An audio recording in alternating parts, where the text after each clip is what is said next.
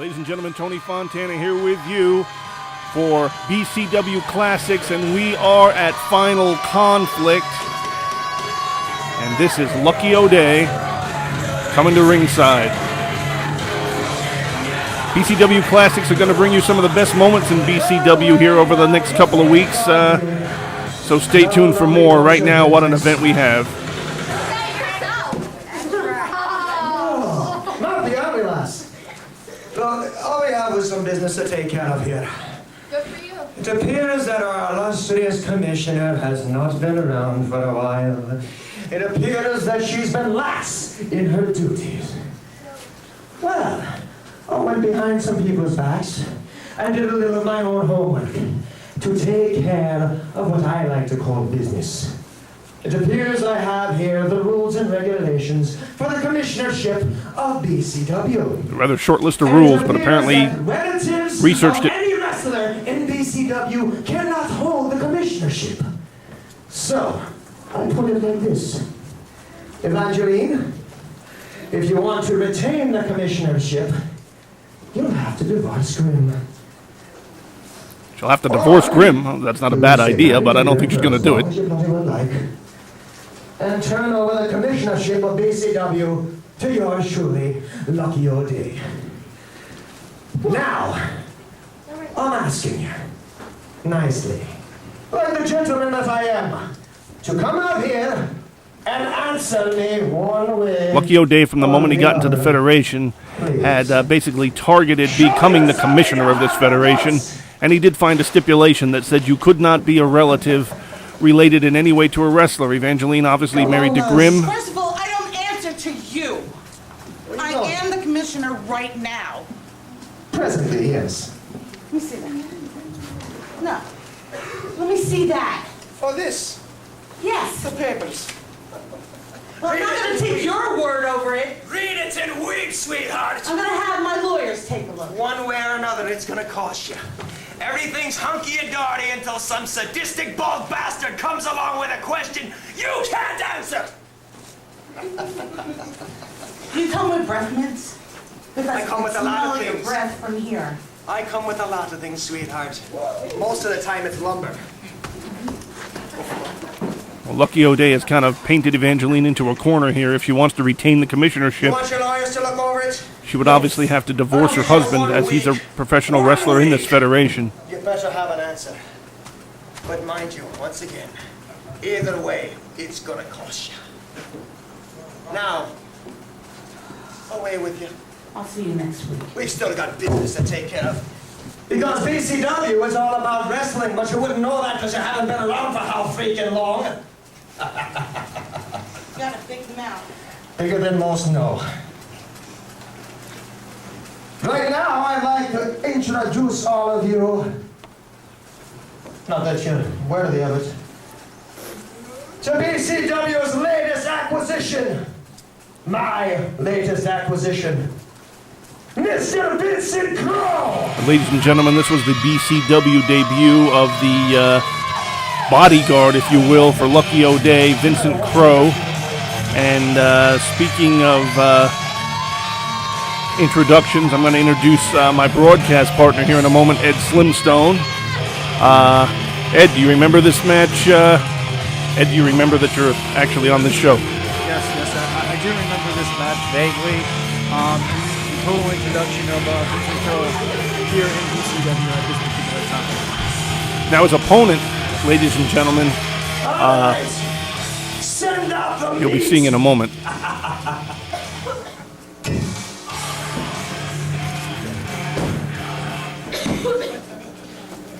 Couple of moments here. He's apparently getting off the can. He'll be here in a minute. Before it's Thursday, please, sir. Possibly changing his mind about coming out here, but now I'll have you know, ladies and gentlemen, that this match is historic in two ways. Not only the BCW debut of Vincent Crow, but the BCW debut and swan song of the Star Warrior, who was never ever seen again unless you go to this deli on 72nd Street down by the river, and you'll see him there, but he won't have the mask on. Remember him, Ed? very shortly, and unfortunately, I do not recommend that job. Well, the Star Warrior was he was a below average wrestler, but his cleanliness factor wasn't too good. So yeah, if he's gonna make you a sandwich, make sure he's got gloves on. Now, on the other hand, we should tell a little bit of history here. Lucky O'Day come into the Federation, instantaneously tried to take over the commissionership, installed Vincent Crow, who's supposedly a lifelong friend of his, as his official bodyguard. And this was Vincent Crow's first match, first look at what his bodyguard could do. And where did they get the Star Warrior from as his opponent anyway? To be honest, Star Warrior was kind of new. They just saw him, and I don't know. I don't know why they even picked him. Yeah, why not? You're gay. Doesn't have a lot of money tied up in ringware, which is a good thing, I guess, because I don't think you can get a refund on that stuff once you use it once. And that's exactly how long he used it. He used it once. Okay, we got Vincent Crow, obviously a lot stronger than the Star Warrior, but the Star Warrior there with a halfway nice move. I think he kind of surprised him there. Vincent Crow slides out for a little consultation with Lucky O'Day. Lucky O'Day says, look at him. That's really not that great of a strategy. Getting there and kill him is a strategy, but you'll notice Lucky's not in the ring, by the way. I'd like to see Lucky O'Day against the Star Warrior. Might be a little better matchup. Well, maybe the Star Warrior would probably have a little easier time against Lucky O'Day than Vincent Crow, as we see right now. Well, there's Vincent Crow laying in big chops there up against the ropes, and the Star Warrior, if he has any advantage, would be in the speed department, and he's not able to utilize that. He ducks under there, the clothesline, comes back with that flying body press again. And so far, the Star Warrior has only showed that one move, that sort of flying body press thing he pulls out of nowhere once in a while. But you know what? You can't go to the well too often on something like that, Ed. I mean, you can fool somebody with it once in a while, but... No, you're right. You can't go to that more than twice. And unfortunately, if I remember correctly, I mean, that was the limit of his skill level during that match. Do it again. Yeah, I mean, you know, to be fair, your debut here in a wrestling ring, you can have nerves going, you know, you can have a lot of things going on, but the Star Warrior didn't really show a lot in the way of versatility in the ring. He tried to confuse him a little bit with speed, but here's the problem with speed. Once you get caught, then you're forced to deal with these heavy blows. And there's a big knee lift there, sends him down. And you can see the Star Warrior right now is more like the Counting Stars Warrior. Lucky O'Day rubbing it in a little bit, as he's like to do. Well, like you were saying, I mean, quickness only counts for so long, and then you're getting hit like that. You get the wind knocked out of you, and it just slows you down, and you got no momentum. Once again, ducks under the clothesline, and gee, I wonder what's coming up. And Vincent Crow also knew what was coming up. And he shifts him into a big power slam there. And then give a little bit of credit to the Star Warrior of even bothering to kick out at that point. I figured he might have had him at that point. So give the Star Warrior a little bit of credit. He was a little bit game, I guess. Well, I kind of have to agree with Lucky O'Day. That was a slow 3 count. I would have thought the Star Warrior would have been out of it by then, but that's it. Well, this was our secondary official, Rich Doolittle his name was, or...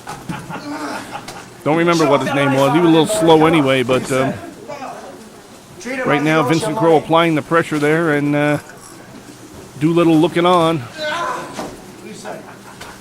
He's down there to see if he'll give up, but to be perfectly honest, I don't think Vincent Crow wants him to give up at this point. I think now it's more just toying, it's a cat and mouse sort of a thing.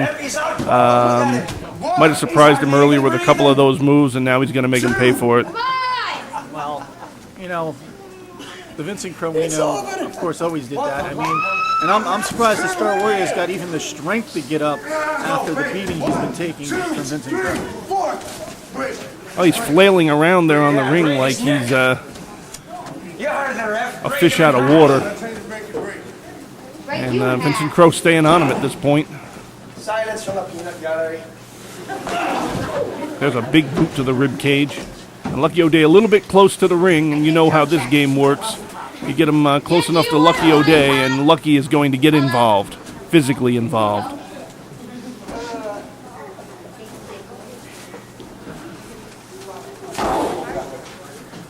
Want some donuts?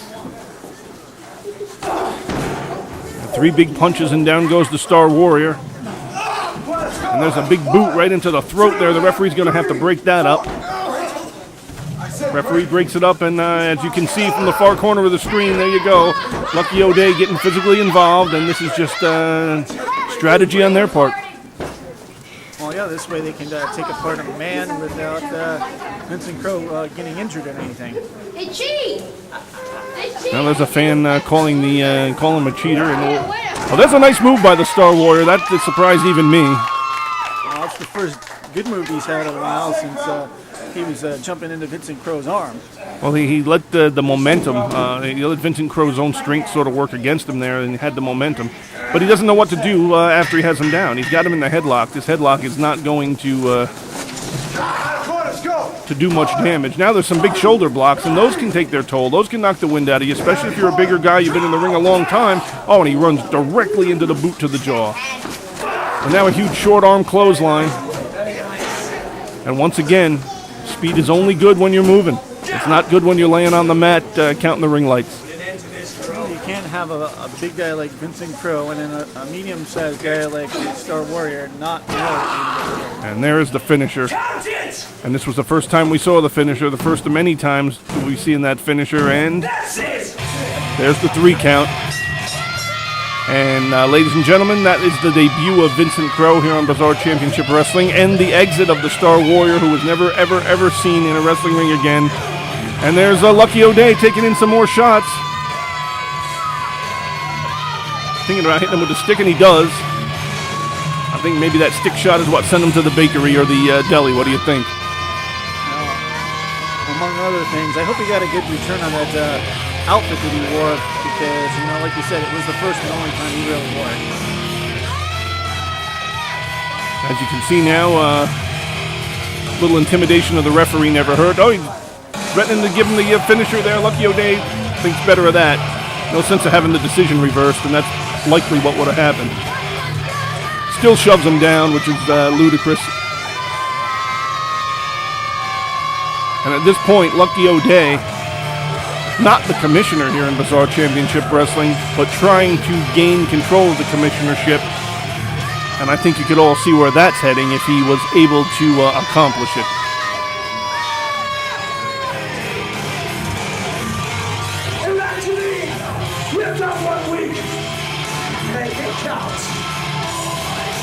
Reminding Evangeline she has 1 week to read those papers, and we'll be back with more BCW Classics after I get a ham sandwich.